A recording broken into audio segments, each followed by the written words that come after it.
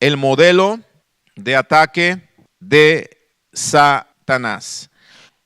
Quiero llevarlo a la Escritura, al lugar en la Escritura donde se menciona por primera ocasión, se menciona por nombre a Satanás en las Escrituras. Escúcheme bien, ¿eh?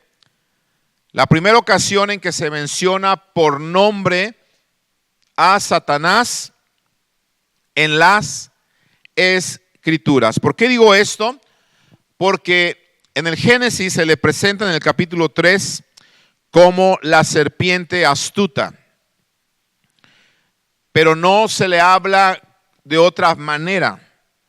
Podemos encontrar en la Biblia que se le menciona de la serpiente antigua, el dragón, pero la primera vez que se le llama por el nombre Satanás o se le describe como Satanás es precisamente aquí, en este hecho que ocurre en Crónicas, y se relaciona con otro gran hombre de Dios que también experimentó la guerra espiritual como la experimentó Abraham. Y estoy hablando de ahora del rey David, este gran adorador, este gran hombre de Dios que también tuvo grandes logros, escuche bien, como los tuvo Abraham, que también fue un gran hombre de fe, como lo fue Abraham, que también fue un gran guerrero, como lo fue Abraham, que también fue un hombre muy rico, como lo fue Abraham, pero también tuvo graves errores, como los que cometió Abraham. ¿Me está siguiendo? ¿Sí?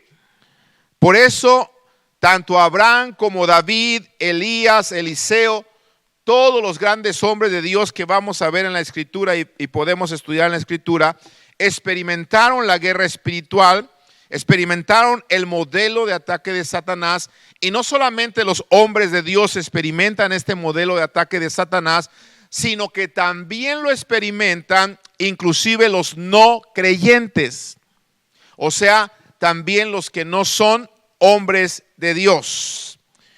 Pero para que podamos entender esto, vayamos entonces a esta primera mención de Satanás en las Escrituras. Primer libro de Crónicas, capítulo 21, versículo 1, dice: pero Satanás se levantó contra Israel e incitó a David a que hiciese censo de Israel. Entonces, este pasaje nos muestra o nos va a mostrar ese modelo de ataque de Satanás contra la humanidad. A lo largo de toda la historia bíblica, y este modelo, como lo dije al principio, se va a observar en toda la historia, no solamente bíblica, sino la historia de la humanidad. De tal manera que lo han expresado o lo han experimentado, como ya lo mencioné, creyentes y no creyentes. Lo han experimentado hombres de Dios y también hombres que no son de Dios. ¿Cuál es este modelo? ¿En qué consiste este modelo de ataque de Satanás? Por favor, quiero que ponga mucha atención, porque cada vez que hay una grande obra de Dios levantándose, se tiene que levantar una gran ataque o un gran ataque de Satanás. Vemos en la Escritura esto. Cada vez que Dios levantaba un gran hombre de él, Satanás también levantaba oposición. Entonces, este modelo de ataque de Satanás, podemos ver tres cosas. Podemos ver su estrategia, podemos ver su blanco principal y podemos ver también el propósito de este ataque. Primero, como ya lo sabemos, la estrategia del modelo de ataque de Satanás siempre será el engaño. Siempre. Si algo sabe hacer Satanás por excelencia y es un experto, él es un experto en mentir. La Biblia le llama que él es el padre de mentiras, ¿cierto? ¿Qué hizo con Adán y Eva? Los engañó, ¿verdad? Los engañó. ¿Qué pasó con Abraham cuando cayó en los lazos de Agar. Fue engañado, fue seducido precisamente por ese deseo del corazón de él de tener un hijo. Y entonces nosotros nos damos cuenta que en el modelo de ataque de Satanás el engaño siempre será la estrategia, la manera de atacarnos con engaño, con engaño.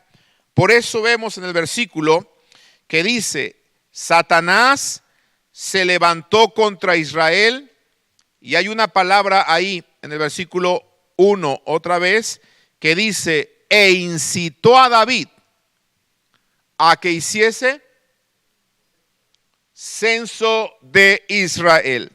Entonces note, se me dice el autor de esa incitación, porque dice, Satanás incitó a David. La palabra incitar significa estimular a alguien para que haga algo.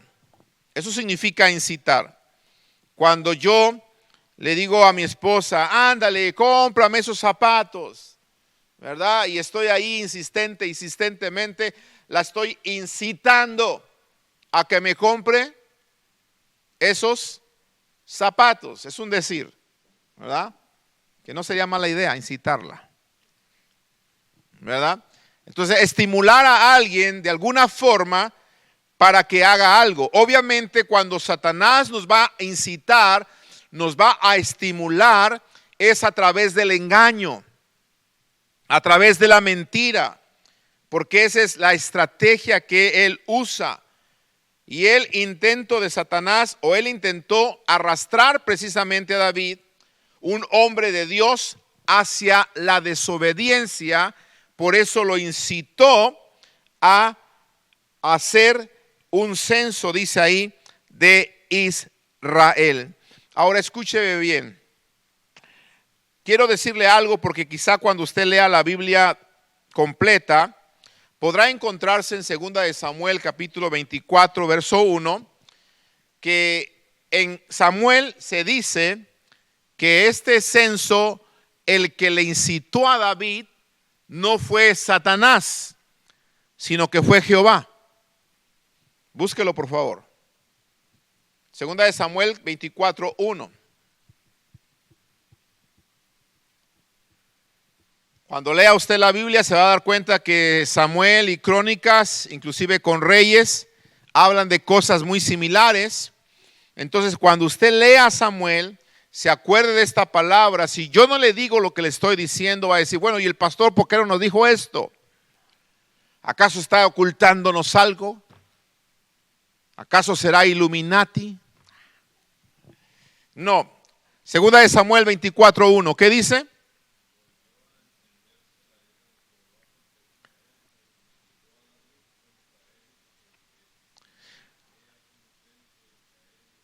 Ahí está. Volvió a encenderse la ira de Jehová contra Israel. ¿Y qué dice?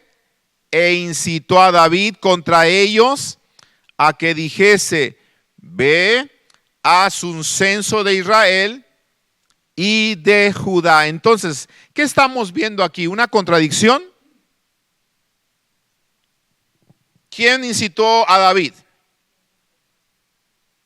¿Satanás o Jehová? ¿A quién le vamos a hacer caso? ¿Lo que dice Samuel o lo que dice Crónicas? ¿Quién incitó a quién? ¿Quién? Necesitamos nosotros darnos cuenta de esto, amados hermanos, porque por ahí hay gente viva que está solamente mirando estas cosas en la Biblia para decir que la Biblia no es verdad, que la Biblia es un libro que se contradice, que la Biblia es un libro inventado por alguien más, y cuando encuentran estas cosas nos hacen dudar porque nosotros a veces no sabemos darle la respuesta. Pero por eso tenemos estos estudios, para que sepamos darle la respuesta y podamos nosotros saber realmente quién incitó a David. ¿Sí? Podemos darnos cuenta que quien incitó a David no fue Dios. realmente no fue Dios, porque cuando vamos a seguir leyendo la historia, te vas a dar cuenta que esta desobediencia de David trajo sobre el pueblo grande destrucción. Más adelante lo vamos a ver. Entonces, Dios, si me va a incitar a hacer algo y después me castiga por hacerlo, ¿qué clase de Dios es entonces ese Dios? No sé si me estoy explicando. ¿Sí me estoy explicando? ¿Sí? Entonces, quiero decirle que no fue Dios el que incitó a David. La Biblia dice que Dios no puede ser tentado por el mal, ni él ¿qué? Ni él tienta a nadie, lo dice Santiago. Entonces él no pudo tentar a David a hacer algo que después él mismo lo iba a castigar por lo que le pidió que hiciera. Más bien lo que estamos viendo aquí es que Jehová permitió que Satanás viniese y tentara, incitara a David para que hiciera ese censo. Y entonces David cayó en ese engaño, entonces David cayó, ¿por qué no decirlo?, en esa trampa y desobedeció a Jehová. Ahora, hay que entender algo aquí. No era la primera vez que se hacía un censo del pueblo de Dios. O sea, el problema no era el censo. Le voy a comprobar eso en Números capítulo 1. Vayamos a Números capítulo 1, por favor. Números capítulo 1, verso 1 y versículo 2. Usted se va a dar cuenta y que no era la primera vez que Dios pedía un censo de su pueblo. Habló Jehová a Moisés en el desierto de Sinaí, en el tabernáculo de reunión, en el día primero del mes segundo, en el año segundo de su salida de la tierra de Egipto, diciendo, ¿qué les dijo? Tomad el censo de toda la congregación de los hijos de Israel por sus familias, por las casas de sus padres, con la cuenta de los nombres, todos los varones por sus cabezas. Y les da instrucciones de cómo contarlos, pero después no viene Dios y los castiga por haberles dicho que hicieran un censo. Pero en el caso de David, Dios viene y castiga al pueblo de Israel porque David hace el censo. Entonces, le he comprobado ya de varias ocasiones, de varias formas, que no fue Jehová el que incitó a David a hacer el mal. Porque Dios no nos puede incitar a hacer lo malo. Dios no nos puede incitar a pecar. ¿O sí? No. Dios no puede hacer eso. Va contra su naturaleza. Él nos dice, sean santos porque yo soy santo. Entonces, este censo, amados hermanos, en sí el censo no era lo malo, sino que este censo se llevó a cabo para que David, escúcheme bien, pudiera sentirse orgulloso de la fortaleza de su ejército. A ver si me explico en esto. ¿Sí? O sea, viene Satanás, lo incita y le dice, David, ¿por qué no haces un censo de tu pueblo para ver cuántos guerreros tienes, para ver cómo estás preparado ante un ataque? A ver, David, censa al pueblo. Entonces, ¿cuál es el pecado aquí? David estaba confiando más en su gente, en el brazo de los hombres, que en el brazo poderoso de Dios. Cuidado, amado hermano, ¿por qué? Porque David se estaba llenando de orgullo por los hombres que tenía, por la cantidad de personas que lo estaban siguiendo. David estaba confiando en la compañía de esos hombres y no tanto en el respaldo y el refugio que Dios era para él. Debemos de tener cuidado con esto. Por favor, tengamos cuidado. ¿Por qué? Porque un acto que por sí mismo no es malo, escuche esto, puede llegar a ser un pecado si lo motiva la codicia, la arrogancia o el egoísmo.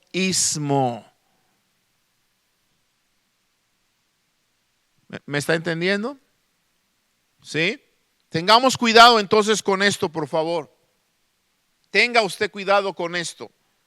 Un acto que por sí mismo no es malo, puede llegar a ser un pecado si lo motiva la codicia, la arrogancia o el egoísmo. Lo voy a volver a repetir esto. Tengamos cuidado, porque un acto que por sí mismo no es malo, puede llegar a ser un pecado si lo motiva la codicia, la arrogancia, el egoísmo o la rebeldía. Y estoy hablando de un acto que por sí mismo no es malo. Estamos hablando aquí de un censo. ¿Qué de malo tiene un censo? Nada. Pero ese censo que David estaba haciendo tenía un motivo malo, tenía un motivo equivocado.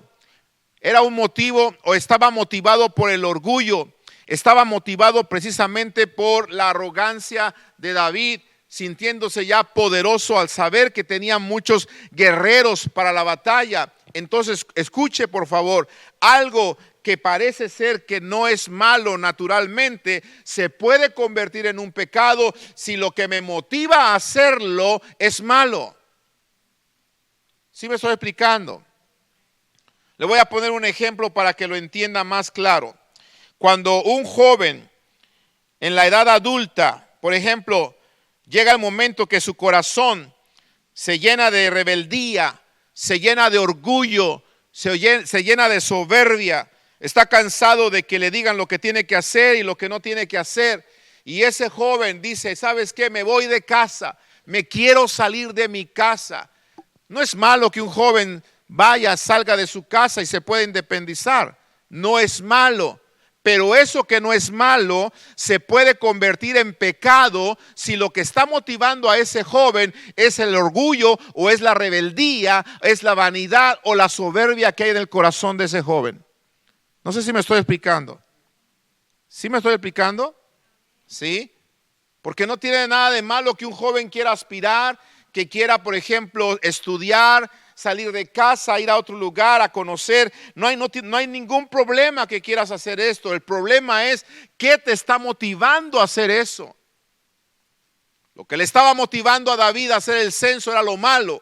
El censo en sí no era malo. Era el motivo que lo estaba llevando a hacer ese censo. Así que tengamos cuidado, por favor, con estas cosas. Porque, por ejemplo, un hombre puede sentirse motivado a hacer un trabajo que probablemente no es algo malo en sí, pero lo que lo motiva a hacer el trabajo en sí sea malo. A ver si me estoy explicando. ¿Sí? Lo vuelvo a repetir, un hombre puede sentirse motivado a hacer un trabajo que en sí trabajar no es malo, pero lo que le motiva a hacer ese trabajo, el motivo que Dios conoce, el motivo que esta persona conoce, que lo está llevando a hacer ese trabajo, si es orgullo, si es vanidad, si es rebeldía, lo que sea, si es falta de fe, ¿por qué no decirlo? Sea algo que es aparentemente lógico, se puede convertir en un pecado. Por eso tengamos cuidado con lo que nos incita a hacer las cosas. En este caso, Satanás estaba incitando a David a hacer algo que no era malo, pero por el motivo de lo que lo estaba haciendo, se convirtió entonces en un pecado. David, al igual que Eva, amados hermanos, fue engañada y él no tenía la idea de que los pensamientos que de repente aparecían en su mente, que los pensamientos que de repente venían a él, ¿sí?, probablemente no venían de su propia mente, y entonces cuando él meditaba en esos pensamientos, parece ser que esos pensamientos a David y también a Eva les parecieron correctos, les parecieron buenos, les parecieron lógicos, y por eso lo hicieron. Sin embargo, los dos se equivocaron y los dos cometieron pecado. ¿Sí? Eva pensó que era bueno agarrar de ese árbol. David pensó que no era tan malo contar al pueblo, pero el motivo que llevó a Eva a tomar del árbol y el motivo que llevó a David a hacer el censo fue lo que los llevó a desobedecer y a pecar. No sé si me estoy explicando. ¿Qué llevó a Eva? No vas a pecar, se te van a abrir los ojos, vas a ser como Dios. Ese motivo la llevó a desobedecer, ¿sí? La llevó a desobedecer. Y lo mismo, el motivo que tuvo David, el saber cuántos hombres tenía, sentirse seguro, sentirse firme con tantos soldados, lo llevó a olvidarse que su socorro venía de Jehová. Amén, hermanos. Cuidado, por favor, que nunca se nos olvide que nuestro sustento y nuestro socorro y nuestra fortaleza viene del Señor. Aleluya. ¿Cuántos dicen amén a eso? Gloria al Señor. Por eso el apóstol Pablo, en el Nuevo Testamento, en 2 de Corintios 11, verso 3, él dice: yo temo que como la serpiente con su astucia engañó a Eva, vuestros sentidos sean de alguna manera extraviados de la sincera fidelidad a Cristo.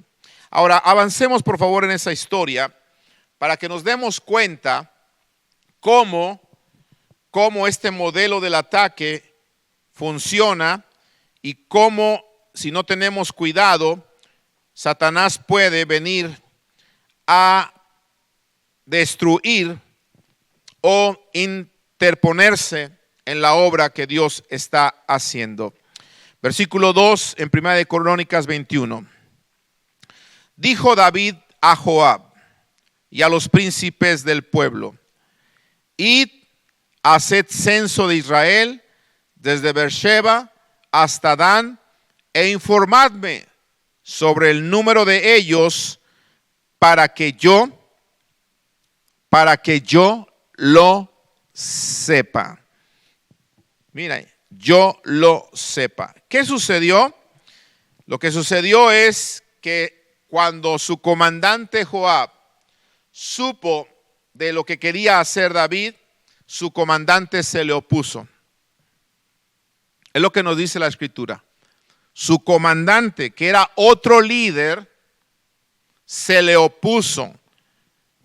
Pero dice la Escritura lo siguiente: dijo Joab: añada Jehová a su pueblo 100 veces más, Rey, Señor mío. ¿No son todos estos siervos de mi Señor? ¿Para qué procura mi Señor esto? ¿Que será para pecado a Israel? ¿Por qué lo quieres hacer? Que Dios te añada más. Señor, todos estos son tus siervos. ¿Por qué lo quieres hacer? Note por favor, cuando Satanás va a venir a tratar de engañar, él va a buscar engañar a los líderes. Modelo de ataque.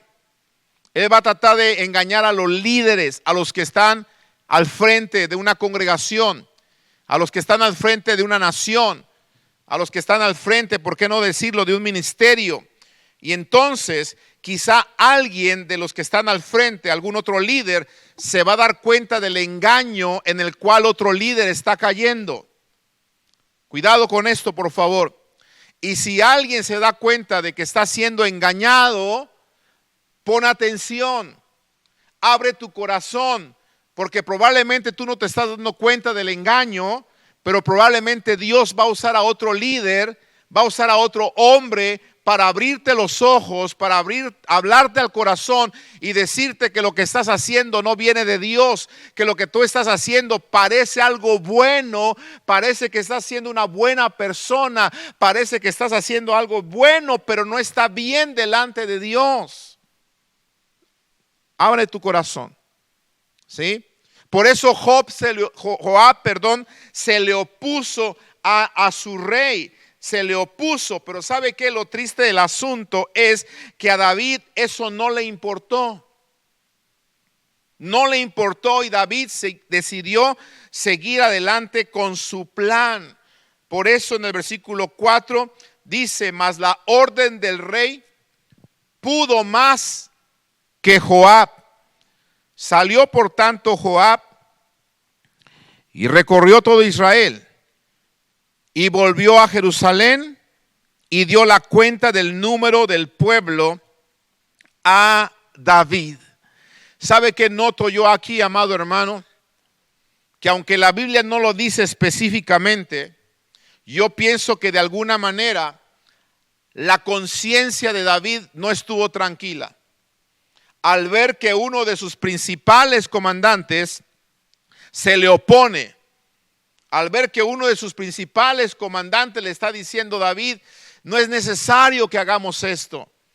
Sin embargo, David se empeña, está engañado por el enemigo para hacer el censo.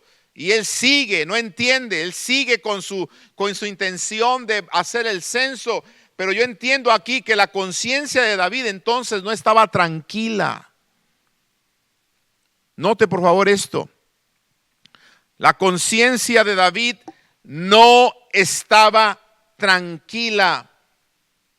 ¿Cómo es que uno de mis comandantes se me opone? ¿Qué estará pasando?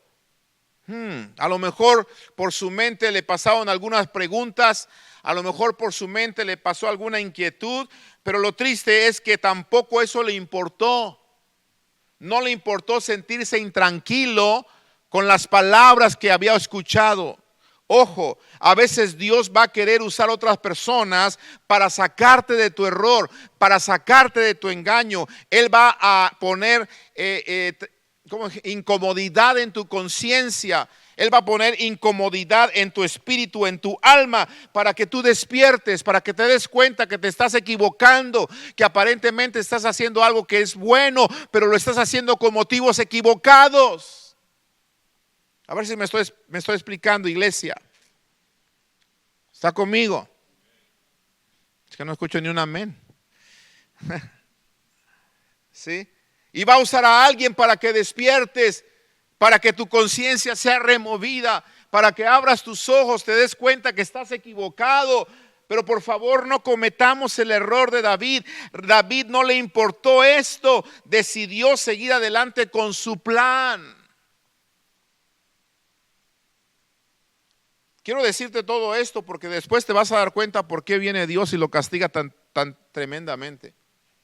Porque David se empeñó en seguir adelante a pesar de los avisos que Dios le estaba dando.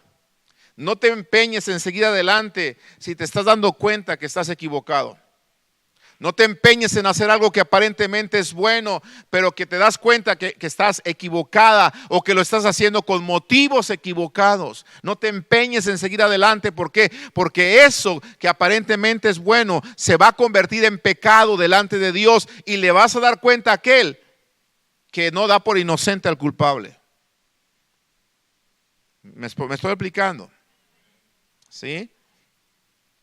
Versículo 5.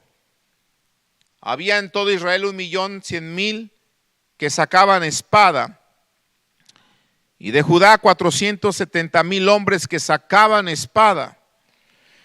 Entre estos no fueron contados los levitas ni los hijos de Benjamín, porque la orden del rey, escucha esto, ¿qué dice la Biblia? La orden del rey era ¿qué? Abominable a Joab. Y no solamente a Joab, versículo 7, asimismo esto desagradó a Dios e hirió ¿a quién? A Israel.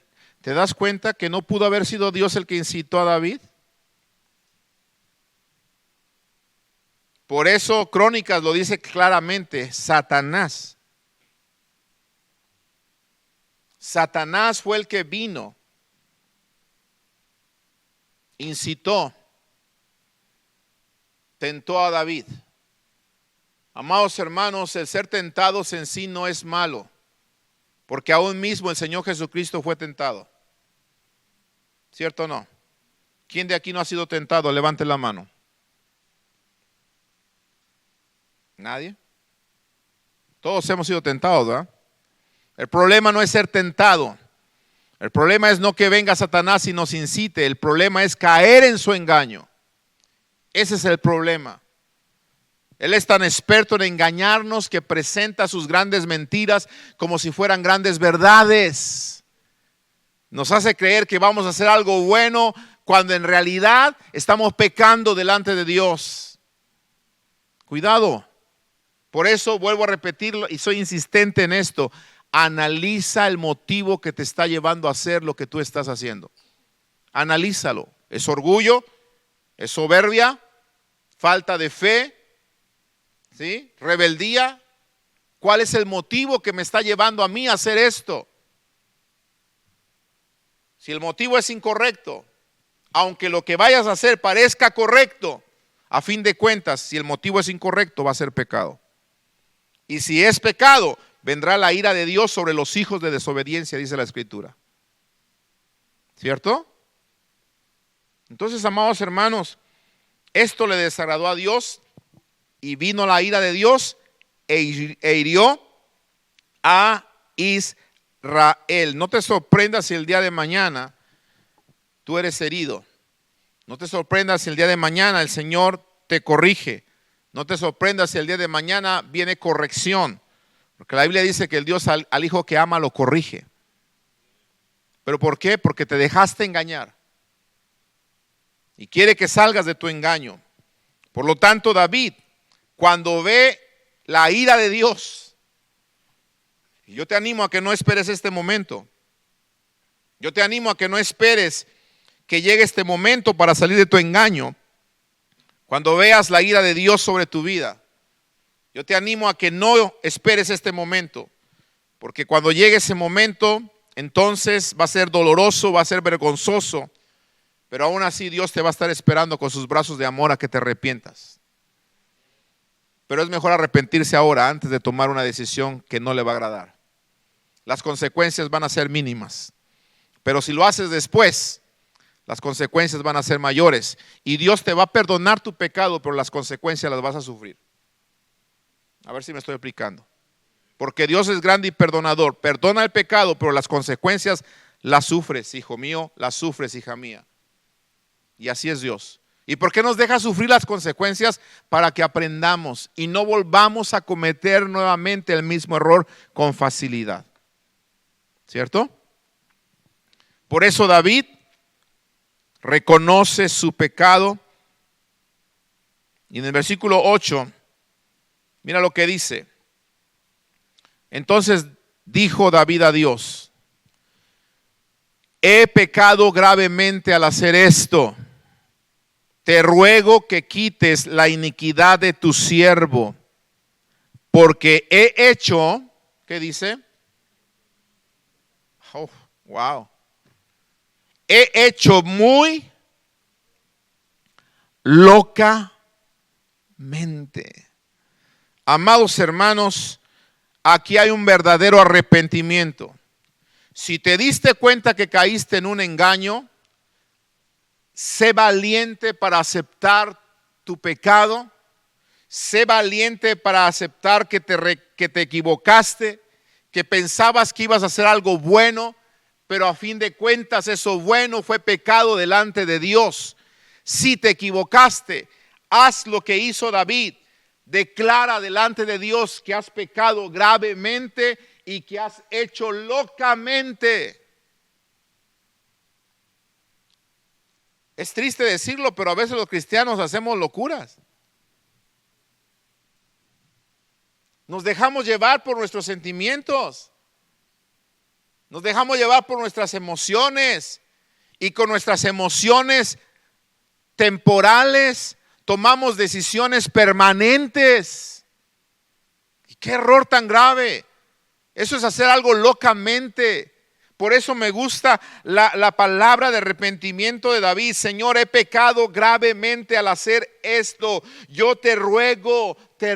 Hay un ruego de parte de David a Dios. Quita la iniquidad de tu siervo, porque he hecho muy locamente. ¿Te das cuenta que David llama al pecado como es? ¿Cierto? Si queremos realmente ser perdonados de parte de Dios, digámosle al pecado, llamémosle al pecado como es. Qué triste es, amado hermano, que alguien tenga que venir a hacernos reconocer nuestra falta, y aparte de que venga a hacernos reconocer nuestra falta, tú y yo no tengamos el deseo de ir a pedir perdón a Dios, o el deseo de ir a pedir perdón a esa persona que le fallamos. Si alguien te tiene que sacar el perdón de tu corazón, o la confesión de tu corazón, entonces no hay un verdadero arrepentimiento. David tuvo que arrepentirse al darse cuenta que el castigo estaba sobre su pueblo, estaba sobre su casa. Por favor, iglesia, arrepintámonos de corazón. ¿Me estoy explicando? ¿Sí? Yo he hablado con mis hijos a veces y yo los he llevado al momento en el que ellos tienen que aprender que cuando se equivocan, ellos tienen que venir a pedir perdón. Ellos tienen que venir a decir, Señor, me equivoqué, pero tienen que venir a hacerlo de una manera voluntaria. Si yo les saco el perdón, si yo los presiono para sacarles el famoso I'm sorry, ese no es un verdadero arrepentimiento. No están aprendiendo realmente, no están realmente arrepentidos. Pero cuando los hijos se dan cuenta que están equivocados, que cayeron en un error, que pensaban que estaban haciendo un bien y no lo hicieron, sino que pecaron, y en ese momento le hacen como David, Señor, perdóname, hice grandemente mal, me arrepiento, he hecho locamente, perdóname. Ahí hay un verdadero arrepentimiento. Dime quién le dijo al hijo pródigo que regresara y pidiera perdón a su padre.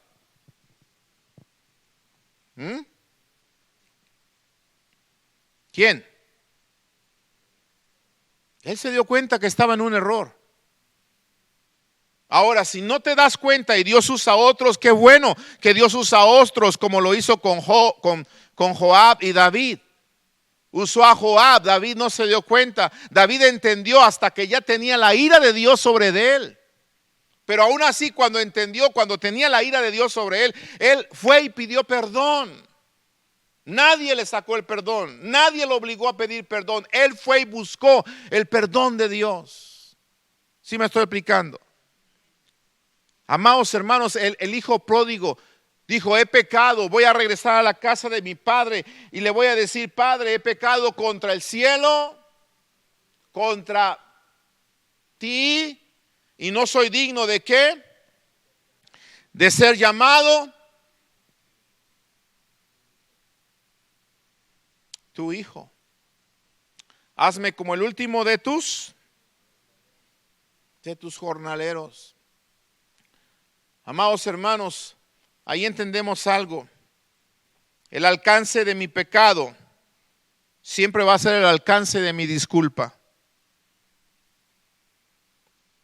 Lo repito otra vez. El alcance de mi pecado siempre va a ser el alcance de mi disculpa. He pecado contra el cielo, le pides perdón al cielo, pero si has pecado contra tu prójimo, también le pides perdón al prójimo. Y si has pecado contra el cielo, has pecado contra el prójimo, has pecado contra tu iglesia, entonces también pides perdón a tu iglesia. Y si has pecado contra el prójimo, contra Dios, contra el prójimo, contra tu iglesia, contra tus pastores, también pides perdón ante tus pastores. ¿Sí me estoy explicando? ¿Sí? Eso es un verdadero arrepentimiento. ¿Sabe por qué, amado hermano? Porque el engaño de Satanás siempre es contra los líderes. Entonces, la estrategia es el engaño. El blanco son los líderes. El blanco principal siempre van a ser los líderes. ¿Por qué? Porque los líderes políticos, los líderes militares, religiosos, económicos, educativos, familiares, etcétera, se convierten en el blanco principal del engaño de Satanás. Alguien ha expresado que si peca un hombre solitario, pues entonces solamente él se ve afectado. Pero si peca un hombre de familia o un padre de familia, entonces él y toda su familia se ve afectada. Si entonces el pecado lo comete un dirigente local, toda la comunidad local también se ve afectada o se resiente. Si el pecado lo comete un dirigente nacional, entonces toda la nación también se ve afectada. Y si el pecado lo comete un dirigente o líder mundial, entonces afecta a todo el mundo. Por eso es que Satanás, su modelo es engaño, pero los primeros que quieren engañar es a los líderes. Así que los que son líderes aquí, amados hermanos, yo quiero que ustedes se pongan las pilas juntamente con ese servidor. Amén. Porque usted y yo somos el blanco de Satanás, el blanco principal de Satanás. ¿No dice la escritura en Zacarías 13:7, hiere al pastor y las ovejas van a hacer qué? No es lo mismo que engañe a un pastor a que engañe a una persona de la iglesia que viene cada vez que siente en su corazón venir. No es lo mismo que haga pecar a un pastor a que haga pecar a un hermano que casi ni viene. No es lo mismo. No es lo mismo que haga pecar a uno de los líderes principales de una congregación a que haga pecar a cualquier otro de la congregación que no apoya y que no se involucra en absolutamente nada. No es exactamente lo mismo. Siempre van a ser los líderes el blanco de ataque en una congregación. ¿Sí? Tengamos cuidado, por favor. Por lo tanto, líderes de esta congregación, estamos ante una nueva obra que el Señor nos ha dado. Yo les pido en el amor del Señor a mantenernos unidos. Les pido del amor al Señor a mantenernos velando. Velar por nuestra casa, velar por nuestra vida, velar por nuestro matrimonio, velar por nuestros hijos. Y si en algún momento nos hemos equivocado o hemos caído en algún engaño, a reconocer nuestro pecado, a ser humildes y pedir perdón a Dios y a las personas que hayamos fallado. Si es que hemos hecho algo para pecar delante del Señor. ¿Por qué? Porque esto, amado hermano, pudo haber traído entre Joab y David cierta fricción. ¿Me estoy explicando? ¿Sí o no? ¿No dice que a Joab le fue abominable esto? ¿Verdad? Pero obviamente, ¿quién mandaba? Ahora, escuche bien.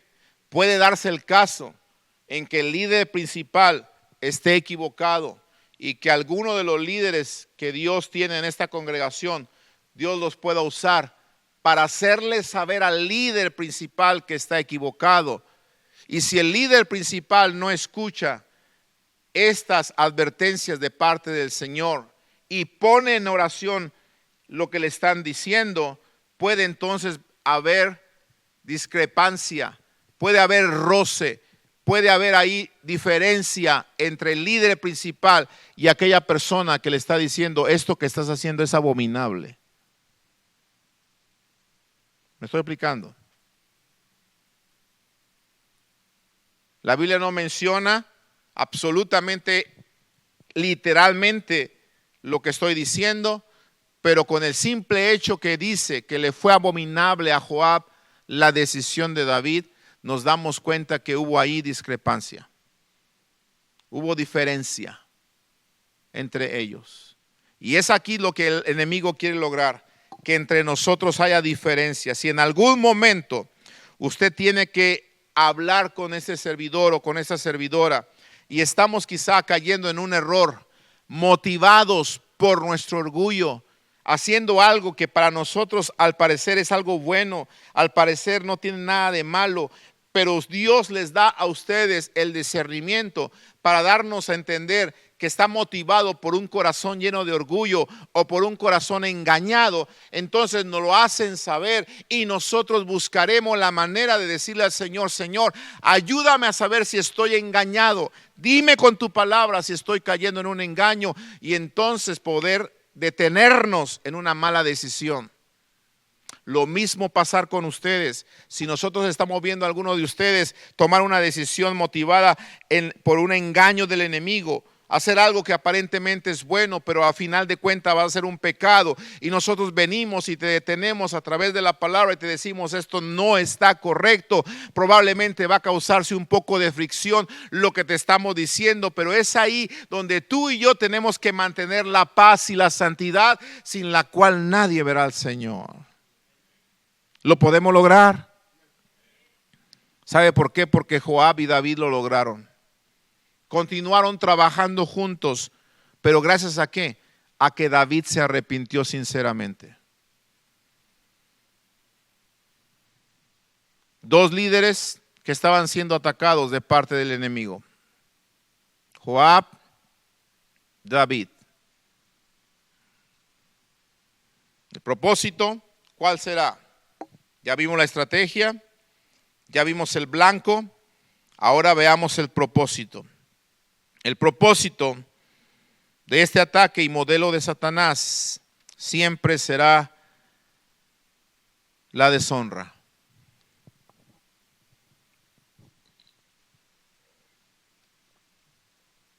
Siempre será la deshonra.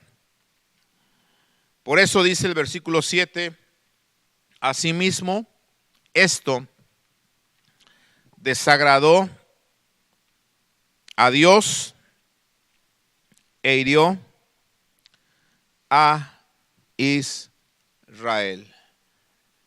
Cada vez que Satanás logra engañar a un líder, a un pastor, a un siervo, logra una gran deshonra para el nombre de Dios. Por lo tanto, iglesia, queremos pedirle que ore por sus pastores siempre. Ore por estos líderes que Dios nos ha dado aquí. Ore, porque cuando un líder se rebela contra sus pastores y algunos cometen cosas aparentemente buenas que a fin de cuentas son malas y se convierten en pecado,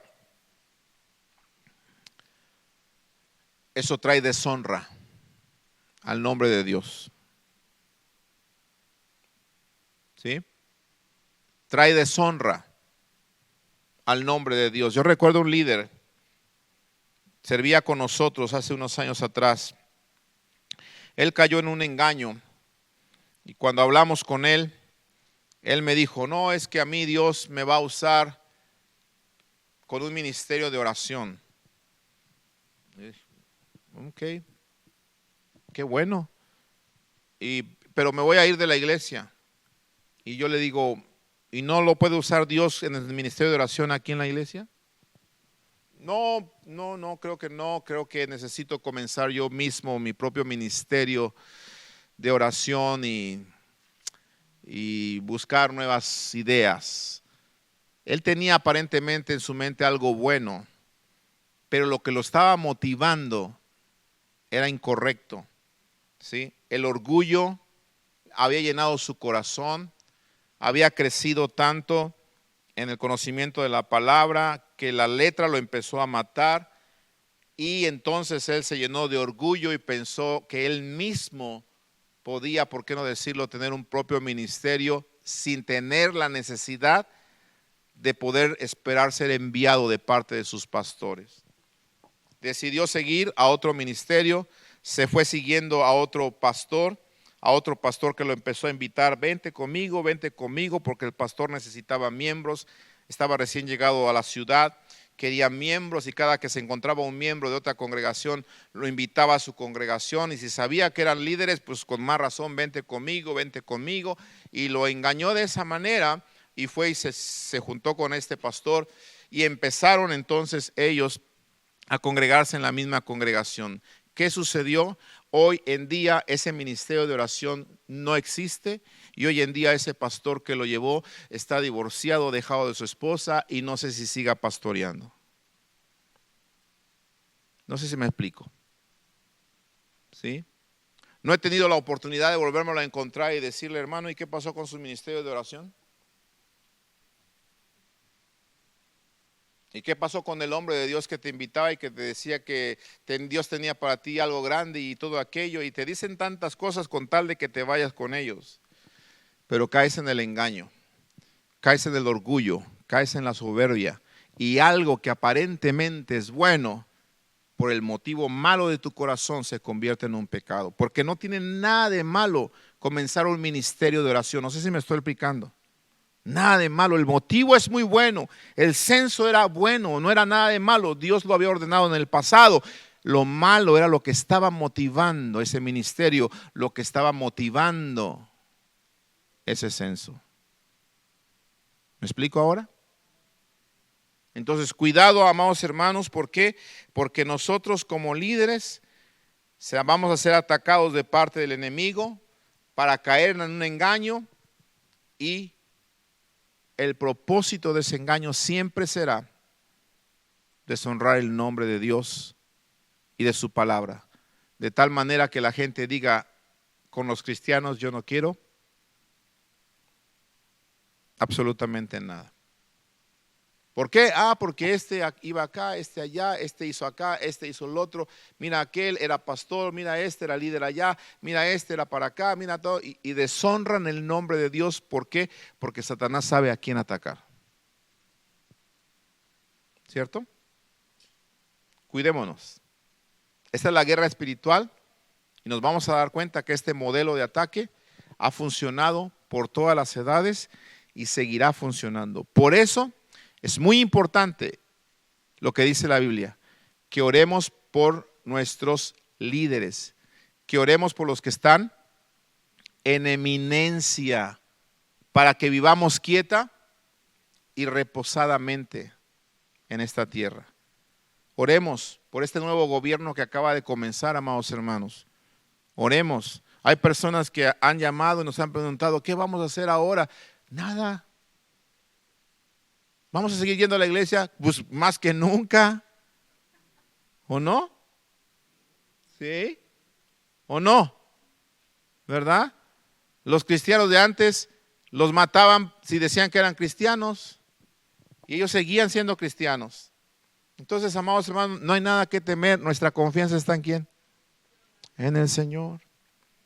Es más, no sé si vio la inauguración presidencial. Yo me estaba gozando porque como nunca antes hubo oración, como nunca antes se mencionó el nombre de Dios, como nunca antes se invocó al Dios creador del cielo y de la tierra, que guiara a esta nación, como nunca antes salió de la boca de un presidente algo que honra el nombre de Dios, decir que en esta nación solamente se va a reconocer a un hombre y una mujer como género.